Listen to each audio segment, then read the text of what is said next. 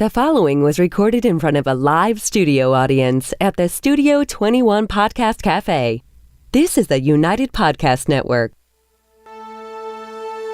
Welcome to the raw and uncensored Ambitchious podcast. I'm your host, the original HBIC, Katie Boyd. During our time here together, I will be instilling all of the strength, power, and determination you will need to use the very stones thrown at you to build your ultimate empire. We will redefine the word bitch from the derogatory to the acronym being in total control of herself. So let's adjust our crowns and prepare to live life ambitiously. Oh yeah, here I am, the HBIC, Katie motherfucking Boyd. Did I also forget to say that I'm the original HBIC? Everyone knows you're the original. I just dubbed myself back in the day as the original HBIC. Today's Ambitchious episode is all about how being spiritual actually means being a motherfucking gangster. Sometimes it has to be that way. Sometimes it has to be that way. I'm sorry to break the fucking news to you people, but sometimes the more spiritual I get, the more like crazy I have to get. Because then people try fucking with you because they're like, oh, she's spiritual. I can just walk all over her and fuck her up the ass with no lube. Not going to happen. And I am not into that ass play, if you know what I'm saying. But before I start this ambitious episode, I want to read the iTunes review of the week. And it is from Steph Med PhD. This bitch sounds like she's smart. Very smart. She's got some stuff going on. She's listening to you. She's very smart. Hello. Hello. And it says, love Katie. Katie is the real deal. She keeps it 100% with her expertise and advice, rawness, and sharing her own struggles. I really enjoy her banter with Matt and the way they feed off each other's energy. Awesome, inspiring show. Thank you, Steph, MD, PhD. That's you awesome, smarty pants, Steph. you. That's great. You better email me at themisfitclub@gmail.com to redeem your free $100 gift certificate to use towards anything and everything KBMFC related. That is awesome. I'm so psyched for this show today because I always preach this stuff. But a couple things coming down the pipeline. We are going to be doing pre-sales of my book that took me over a year to write. That's awesome. Yeah. It's entitled Ambitchious. Whew. And I lost it. Back in the dizzle. So in early summer. You can laugh now. God, I still have like anxiety from it. Show. Oh, yeah. I need to be heavily medicated some days when I think about it. I lost the entire manuscript, 30,000 words. And it was funny because we were talking to our 21-year-old daughter who's a senior at BU last night. And she was doing this huge thing for school, big, huge presentation.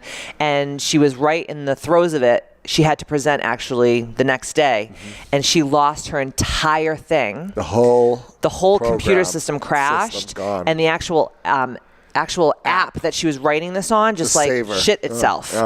And I was like, oh, really? And she actually knows high-tech stuff. So it's like if she can lose it, anyone can lose it. She's not writing in cave paintings like I am. I'm still writing. I'm still writing with my own blood, like caribou on the wall. It's really freaking antiquated. I moved up to a yellow pad, a legal pad. But it was weird because like I was so sad for her, and she cried. She said for like a half an hour. I cried for 3 days, so she's like way more resilient than me. Yeah. But it was funny because I was like, oh, do tell how you lost your entire thing. Because when I was telling people that I lost my entire manuscript, people were like, how does this in this day and age happen?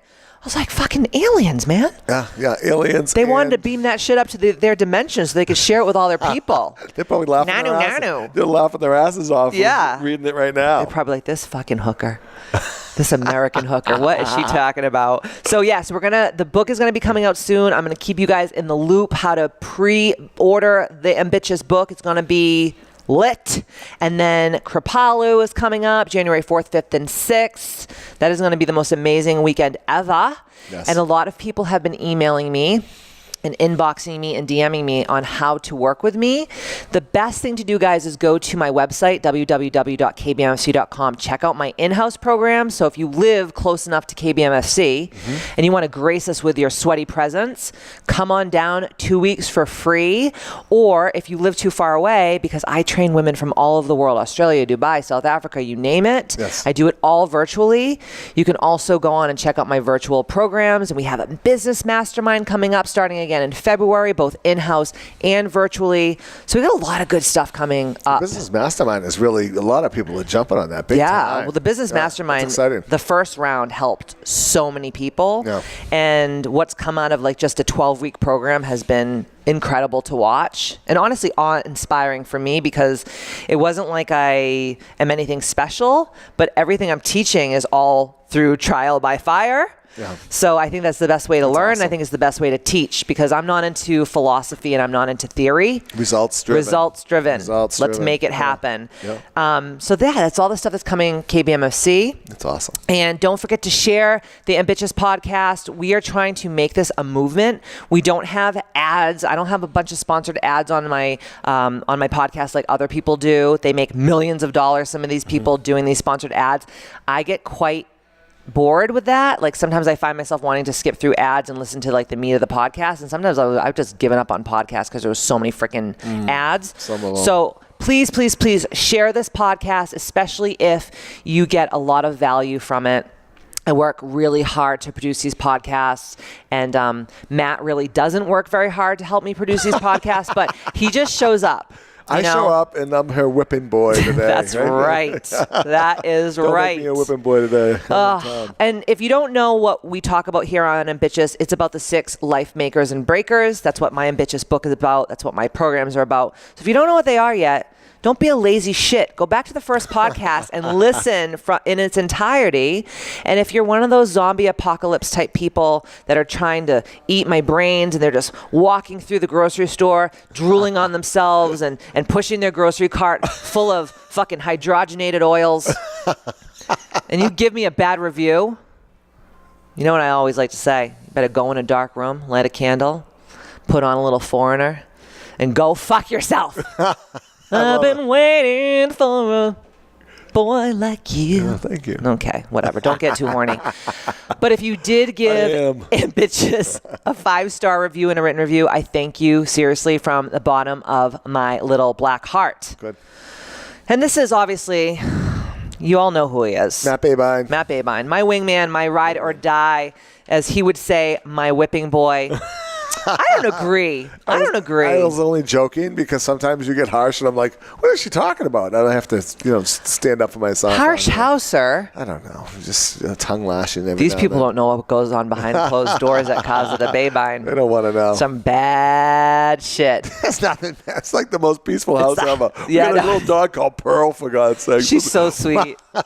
She's so sweet. With a pink face. Sometimes, though, when I do raise my voice, she's like, what is going on? Yeah. Which happens on a daily basis. Because you get a little unruly and you need to get smacked around sometimes. Oh, Pearl?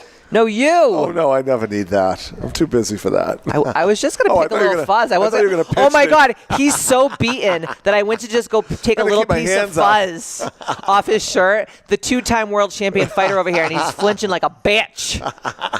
Don't be such a pussy, Matt. You're such a crybaby. Let's get to the program and stop picking on me. Oh, God. Well, there's more to come, because let's be honest, being spiritual means being gangster. Yes, it does. So I have been on a spiritual journey for about 10 years. I've always been really super spiritual. Like, looking back at my life journey now, even when I was really little, I was, I went to church and I loved like that whole thing, but I liked the spirituality part of Christianity and Catholicism more than like the indoctrination type stuff. Right. Like kneel, like genuflect. Get up, get down, pray, kneel. I'm not into that. I'm not into like that shitty stuff. The tradition. The host, taking the host. It tastes like those wafers that we used to eat in the 80s. Yeah, what do you call it? Flying sauces? Yeah, that's what it tastes like. Like the flying sauces, but without the little shaky balls on the side. That was the best part of the flying saucer. And there was none of that in the we both went to Catholic Eucharist. School, right? Yeah, and we got beat by the nuns. Yes. Sister Margreta, if you're out there and listening, which I doubt you are, I love you. Thank you for beating me with a brass ruler from like 1984 to like I caught some beatings 1992. Too. Oh, we all did. St. Mary's. Yeah. But I've always been spiritual. I think you probably have always been spiritual too. We just didn't know what to call it because we were, brought up in the Catholic Church. Right. But as we got older, through going through a lot of things, they always say like, what is it? Religious people are afraid to go to hell, but spiritual people have already been there. Oh, absolutely. Have you ever heard that quote? Oh my God, yeah. And I truly believe it, because the more trials and tribulations that I went through as an adult, the more spiritual I became. Mm-hmm. Don't you agree with us? Absolutely. And it's funny because I've always been spiritual and I didn't even know it, because martial arts is very spiritual, yes, right? It is. We used to meditate, but I really didn't know what the meditation was. Because no one taught you, like, this is what it is for. They just made you do it. They would just say, do this, sit down, get up. So it was almost like the church, but whatever. So I learned a little bit punching. Martial arts with punching, right? So that's part of the gangster part. You got to defend yourself. You can't let people freaking walk all over you and push you around. So I think I was always spiritual that way. And then when I got to be in my 30s, then I really took it to the next level. I really started going inside, looking for things inside instead of. So you learned how to meditate. Yep, learned how to meditate, and I actually learned how to meditate years before that, and I did well, but then I got to learn from an unbelievable woman, Amita Chopra, and she taught me unbelievable meditation. Right. It was the best thing that ever happened. And you also used to go to Reiki healing. And Reiki healing. So I started my path. So I started doing that, and it just took my life to the next level. And I'm a huge proponent of Reiki healing. Yeah. We offer it at Katie Boyd's Misfit Club. We have amazing Reiki masters that work there. So that's another way to, be spiritual. Mm-hmm. But that's just part of the equation. Yeah. So what happens is, right, all these spiritual people are like, I meditate for 17 hours a day. Mm-hmm. I don't eat meat. Like, I don't drink alcohol. I abstain from sex. Like, which is like, okay, if that's how you want to live your life. Right. But let's be honest. So many of you guys out there listening right now do not have the pleasure nor the leisure or even the want to go move to the Himalayan mountains and become a bald-headed monk and be meditating in a cave, right? We need spirituality to work for us in the workplace. We need to work for us in the bedroom, in our home, at the PTO meeting. We need spirituality to work for us in traffic. Yep. When you're waiting in the line at supermarket and someone's bashing into your fucking back of your legs with their cart. And you just want to back fucking hand them so bad and be like, back the fuck up, bitch. Did this happen lately or something? All the fucking time. I'm a magnet. It says, run into me with your fucking cart, zombie. I swear to God, I'm like walking around with it tattooed on my forehead. Right? So we need spirituality to work for us in day-to-day life. And that is why so many people who are quote unquote spiritual, they can't really level up. Because what happens is they're like, well, I'm spiritual. So if someone hurts me or they try to take advantage of me or if they push my boundaries, it's almost like in the Bible it says, like, if someone slaps you, turn the other cheek. Right. And I'm like, hell no. Don't even let them close enough to even fucking put their hands on you. Right. One time, yes. Fool me once. What was it saying? Fool me once. Do you want the real way or do you want the George W. Bush way? The W. Bush George way W. Bush was like, they have a saying down in Tennessee. I know they have it in Texas. Fool me once, shame on you. Fool me, can't get fooled again. But that's not really how it fucking goes. But he did a good job. He was having a bad day. It was probably his 19th speech. Yeah, we'll let it ride. Right? I misquoted the Dalai Lama a couple weeks ago on the podcast. Like, we're just trying our fucking best here. But it says, fool me once, shame on you. Yes. Fool me twice, shame on me. Yes. Right? Yes. Yeah, absolutely. And it's funny because you mentioned the spiritual people. That's one aspect. But also, I think there's a lot of fake spiritual people too.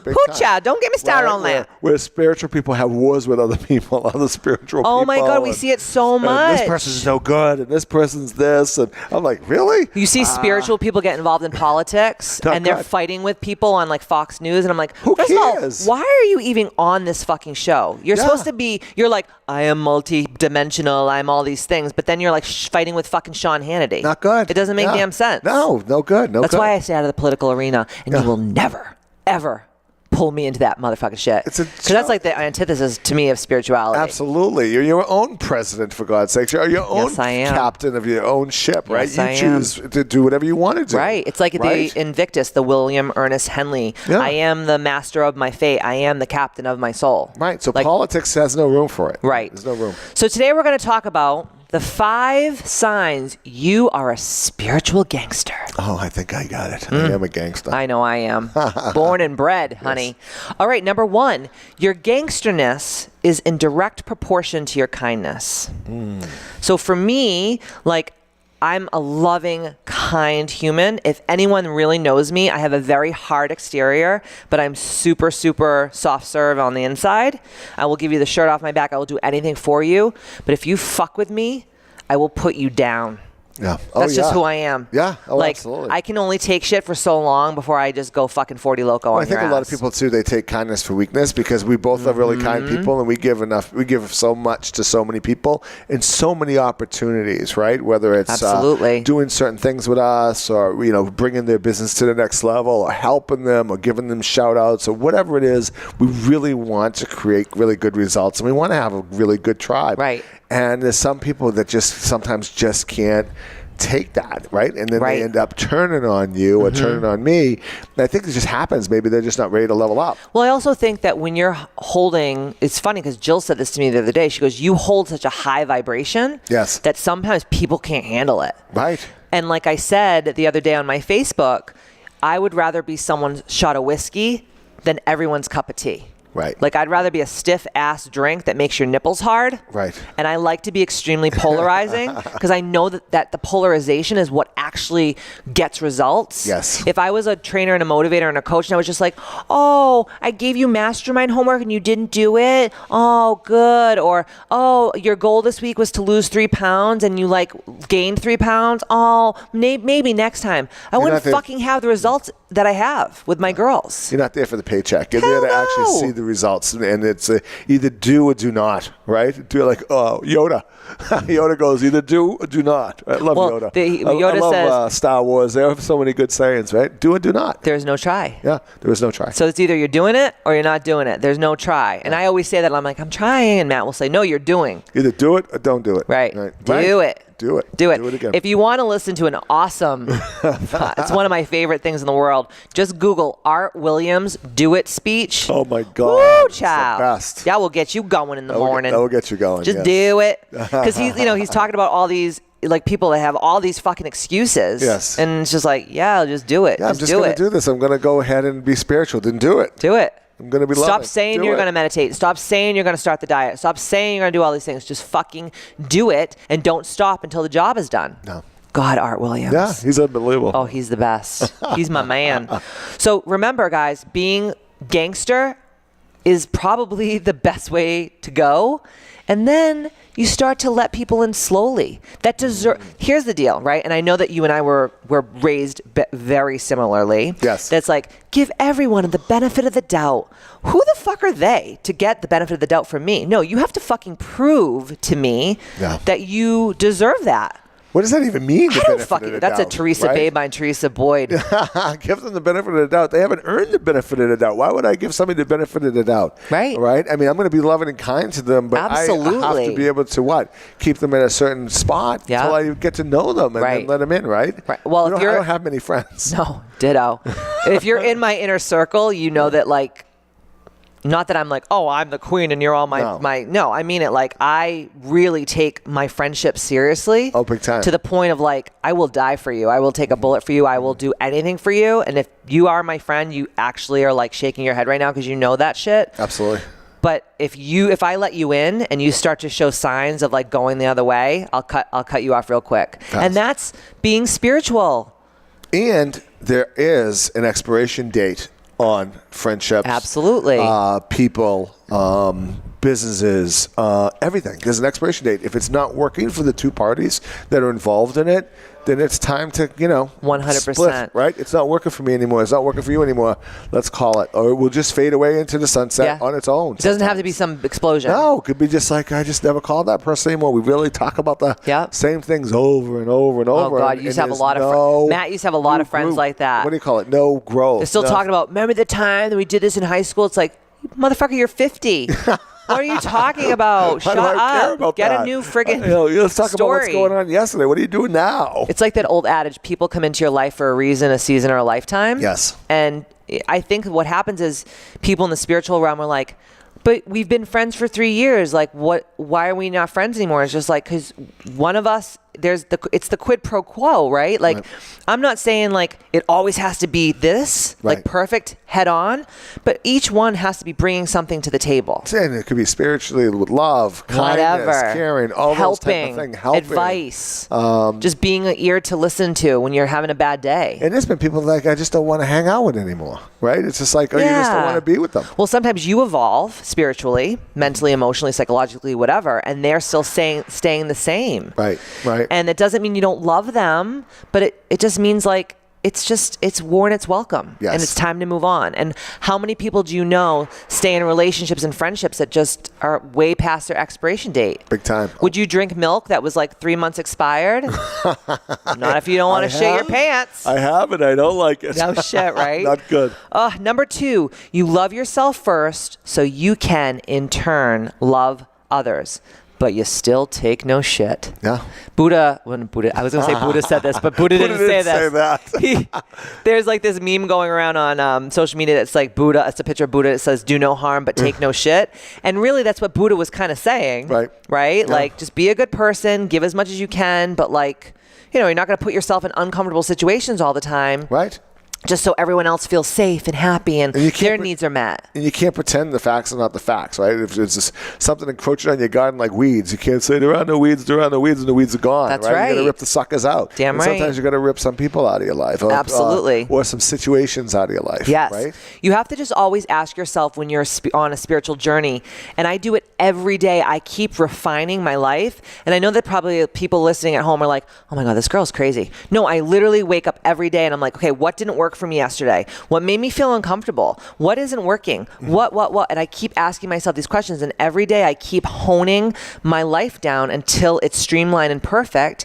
And then that might go over for a couple days really well. Right. And then all of a sudden, anyways? and what is really? Perfect means it's flowing better for you. And it makes you feel joyful, and it helps you with your core desired feelings. That's what, in my opinion, is perfection. Yep. So if your core desired feeling is freedom, and you start getting yourself into shit that is not making you feel free. It's a time suck. Yeah. Even if it might hurt someone else's feelings or let someone else down, you have to put yourself number one. Because if you don't love yourself first, how can you truly love with a pure heart and help or whatever anyone else? And this is the problem. A lot of people are walking around this earth like martyrs and being like, I help everybody. And then when I lay my head on the pillow at night, I don't feel good about myself. That's no one's fucking fault except yourself. Right. So wake up. And it's not having any balls to say no. Or just say, hey, something, I got to be able to protect myself first. Right. So I can give out service and help out other people and myself. Right? Absolutely. Yeah. Number 3, how you know that you are a spiritual gangster is your gang is all inclusive. Yes. So if you think of, and you know this because you've been with me for a really long time, the people I used to hang out with, it was like they have to like look a certain way and they have to like be a certain way and they have to like, be all these different things. And now it's just like, I just hang out with like people who like from all walks of lives, all age groups. We have a very eclectic group of friends that we love, right? But it's funny because everyone is bringing something to the table, and we are bringing stuff to the table for them. Yes. Where before it was like it's exchange of energy. Yes. Right. And we're both huge proponents of that. Right. Where before, like, and you probably did it too back in like your early 20s, mid 20s before you got married, you probably hung out with like, thugs and like crazy people that you would like say to yourself now, like, how would I ever hang out with these people? Lucky to be alive. It's true. I hang around with I've heard some stories. What do you call it? My father goes, Jesus, Matthew, you're hanging around with some buttes. Right? I go, yep. Yes, I am, Dad. Yes, I am. And it's, thank God I was able to survive because I'll tell you, there was such crossroads where I could have gone one way and gone the other way. God, absolutely. But yeah, your gang is all exclusive. So you're not just hanging out with people because like, oh, they're all spiritual like me, which half those people are not spiritual at all. They're faux spiritual people. Right. And what's so funny too is like, and I know we've had this conversation before, is like, you start to have your spiritual awakening and then you want to hang out with like all these crystal loving, tree hugging, like really super like crunchy people that are like spiritual and they namaste and they wear like their turbans and they do all this shit. I never did that. No, me. Oh, okay, yeah, okay. Matthew, me. Like, remember when I was going through all my Reiki stuff, God, and I was like going through all these like spiritual awakenings, and I was just like, I just want to hang out with people that like think like me and talk about like ascension and past life regression and crystals and la la la la. And the truth is like the more I'd get to know some of these people, I was like, oh, you're a fucking wolf in sheep's clothing. You're actually just as bad, if not worse, than the freaking skanks that I used to hang out with. Yeah. You're just in a different package. Sometimes, yeah. It's weird. Different mask. And usually, like, I was just going to say the masks thing. Yeah, so think about it, guys. We're all on this three-dimensional earth plane to learn lessons. And people will come into your life dressed up as different people, but they're always the same lesson. So until you learn your lesson, I've learned a lot of lessons in the last couple of weeks. I don't want to learn any more lessons. Oh my God, Oprah, stop. It's so true. Had so many lessons. It's exhausting. You know, it's like every day, it's like I wake up and I'm like, oh God, Jesus, don't teach me no lessons today. Just let me be. Status quo is okay. Let me be. Yeah, homeostasis is a good thing sometimes. But think about it. Like, you have to really, you know, your vibe attracts your tribe. So you yourself might think, I'm spiritual, but you're not being pure of heart. So then you're attracting a bunch of bloodsuckers. And the higher you vibrate, you'll probably be more singularly, like not alone, but you'll have like less people around you in your community. But the community, the tribe will be tighter. Right. And I'd rather have like a handful of people that I know, if God forbid something happened to my family, or I had some kind of like, you know, extravaganza in my life. I know I could call those people and they would come to my house at a heartbeat. Absolutely. And help me out with whatever I needed, right? And not a bunch of girls that's like, sorry, I'm painting my nails. Yeah. Like, that's the girls that I used to hang out with. Right. Bye, bitches. Bye, bitches. Au revoir, hookers.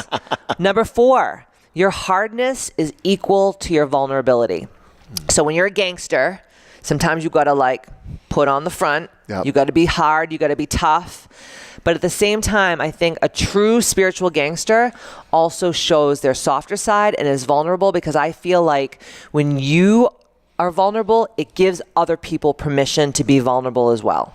Absolutely, especially the stuff that I'm doing too with the kids and parents and stuff like that. And when you show that you're vulnerable and you've had hard times, or you know, or had fear, all these different things, it gives them absolutely an opportunity to be able to share that. Totally, because don't you think you and I as leaders, like people that come to our come to your martial arts studio, or they come to my wellness center, it's almost like they look at us like we're like at this pinnacle of success and like authenticity and spirituality. You struggle but it's every true day. Like, you can struggle every day, right? There's days where I'm like, oh my God, I'm struggling right now as we speak. No, I don't know. Okay. You never know with me. But it's true though, right? Like they have this like outside looking in, these people are like this way. Yeah. It's almost like how we look at like Oprah, or we look at like spiritual leaders like the Dalai Lama, or like these prophets like Buddha. It's like, oh, they were this perfect like high vibrational light worker, and we're like beneath them. Everyone it's like, struggles, everyone cries, everyone has bad days, everyone has loss. Everyone eats their feelings. Everyone eats their feelings sometimes. Everyone's had abusive relationships. Everyone's had a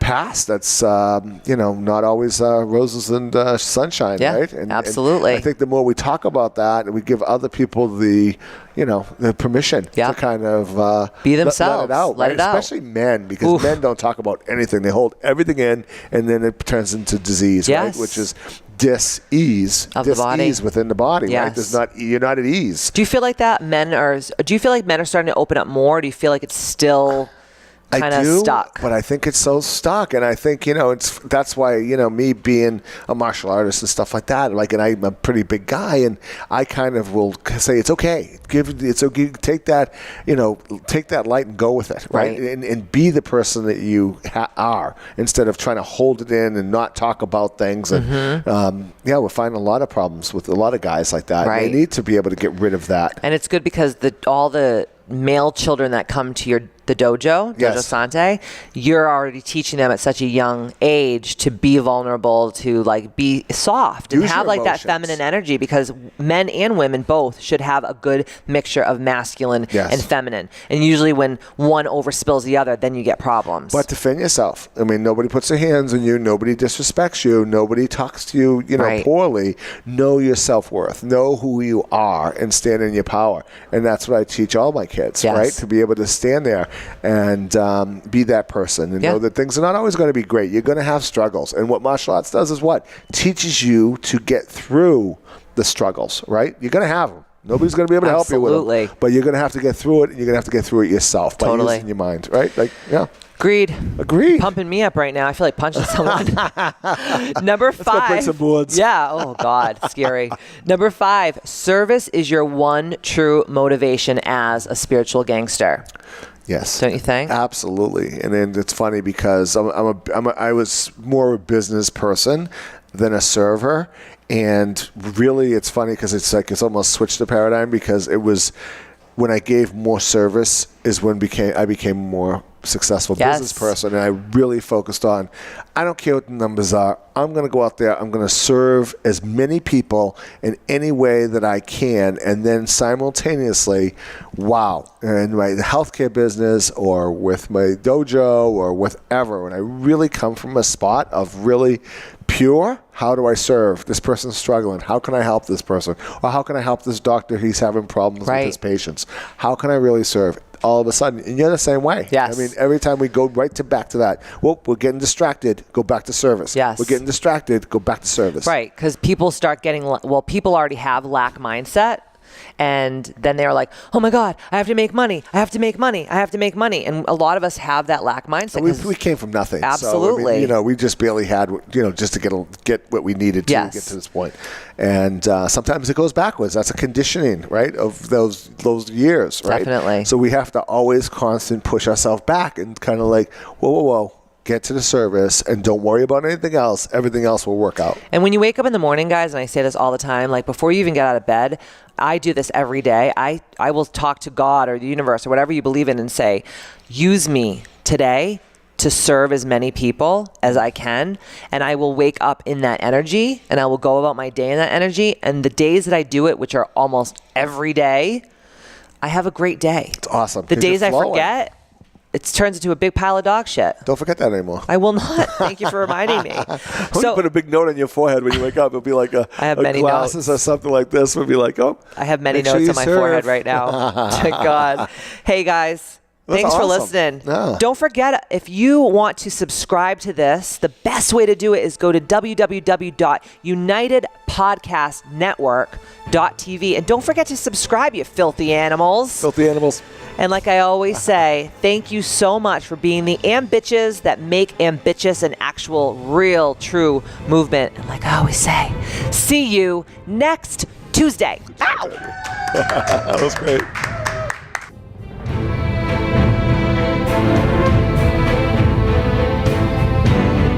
The views and opinions expressed by the hosts, guests, or callers of this program do not necessarily reflect the opinions of the Studio 21 Podcast Cafe, the United Podcast Network, its partners, or affiliates.